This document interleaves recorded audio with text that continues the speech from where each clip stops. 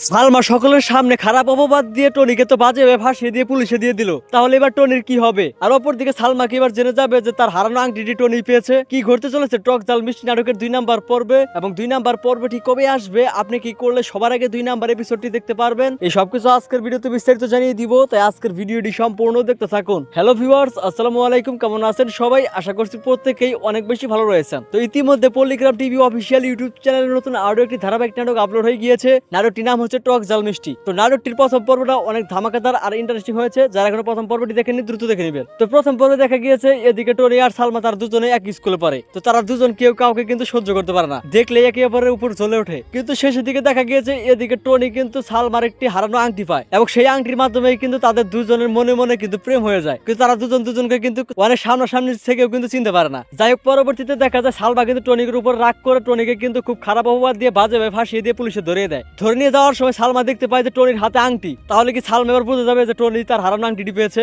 বুঝলে কি হবে? তো সব মিলে কিন্তু আগামী 2 নাম্বার পর্বটি খুবই ধামাকাদার হতে চলেছে। তাই কেউ 2 নাম্বার পর্ব মিস করবেন না। তো এখন কথা হচ্ছে 2 নাম্বার পর্ব কবে আসবে। তো 2 নাম্বার পর্ব কবে আসবে সেটি জানিয়ে দেওয়ার আগে দ্রুত আমাদের এই চ্যানেলটি সাবস্ক্রাইব করে ফেলুন। তো যেহেতু ইতিমধ্যে প্রথম পর্বটা আপলোড হয়েছে, তো 2 নাম্বার পর্ব আসতে কিছুদিন সময় লাগবে। আগামী 5 থেকে 7 দিনের ভিতরে আপনারা পল্লিগ্রাম টিভি অফিসিয়াল ইউটিউব চ্যানেলে টক জাল মিষ্টি নাটকটি 2 নাম্বার পর্ব দেখতে পারবেন। তো আশা করি বুঝতে পারছেন। দেখা হচ্ছে নতুন নাটকের আপডেট নিয়ে। আল্লাহ হাফেজ।